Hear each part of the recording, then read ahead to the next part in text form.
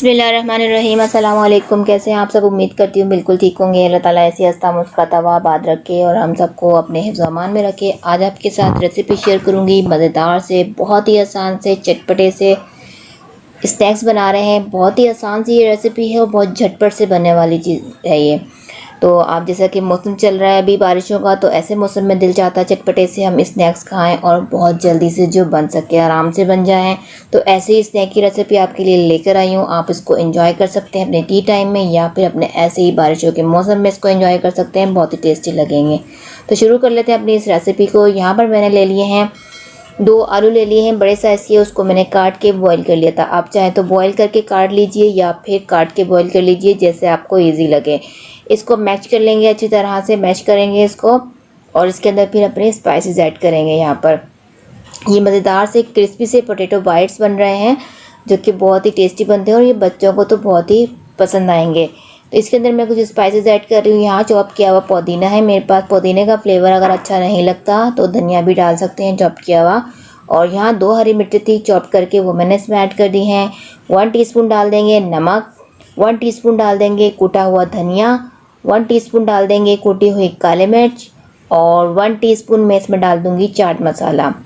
Simple से ingredient, simple से मसाले मैंने इसमें डाले हैं, हर घर में मौजूद होते हैं। 1 टीस्पून मैंने डाल दिया है सोया सॉस, 1 टीस्पून डाल दिया है चिली सॉस और यहाँ पर चावल का आटा है मेरे पास इसकी बाइंडिंग के लिए, इसकी क्रिस्पनेस के लिए। तो इसको हमने मिक्स कर लेना है, एक अच्छी सी डो तैयार कर लेनी है। ये देखिए मिक्स हो गया है, अच्छा सा इसकी डो तैयार हो चुकी है। अब ये बैटर हमारे पास रेडी है। अब इसको हमने शेप दे देनी है। शेप आप अपनी मर्ज़ी से दे सकते हैं, जो भी आपको इजी लगे। मैं यहाँ पर छोटे छोटे क्यूब्स बनाऊंगी। आप चाहें तो गोल बना सकते हैं, ओवल शेप दे सकते हैं, जैसा आपको आसान लगे शेप देना आप उस शेप में इसको बना सकते हैं। तो मैं यहाँ पर इस तरह से करके फ़ौरन से इसकी शेप भी आ जाएगी और ये फ़ौरन फ्राई भी हो जाएंगे। तो ये देखिए क्यूब में मैं बना कर रखती जाऊँगी सारे, फिर बाद में हम इसको एक साथ ही फ्राई कर लेंगे। तो ये झटपट सी आसान सी रेसिपी, आप इसको मिनटों में बना सकते हैं और एंजॉय कर सकते हैं। तो सारे ही मैंने इस तरह से क्यूब में बना लेने हैं और फिर एक साथ ही हम इसको फ्राई कर लेंगे। छोटे छोटे से क्यूब्स में इसकी शेप दे रही हूँ और आप चाहें तो सर्कल में या फिर ओवल शेप में भी दे सकते हैं। देखिए छोटे छोटे क्यूब बन गए हैं। अब हमने ब्रेड क्रम्स ले लेना है और एक अंडा ले लेना है। अब अंडे में इसको हम डिप करेंगे एक एक उठाकर और क्रम्स की कोटिंग करेंगे। ऑयल मैंने गर्म करने के लिए रख दिया है। ऑयल हमारा अच्छे से गर्म होना चाहिए। बहुत ज़्यादा हाई टेम्परेचर हम उसका नहीं करेंगे क्योंकि जल जाएंगे और उसका लुक अच्छा नहीं आएगा।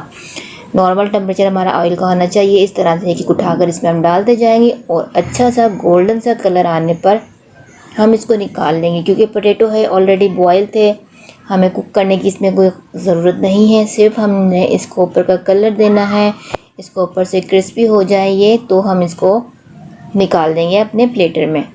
तो सारे ही इस तरीके से हम फ्राई कर लेंगे। एक साइड से अच्छा सा कलर आ जाएगा, साइड को चेंज करेंगे और लाइट सा गोल्डन सा कलर आने पर इसको हम निकाल देंगे। तो सारे ही इसी तरीके से फ्राई कर लेंगे हम।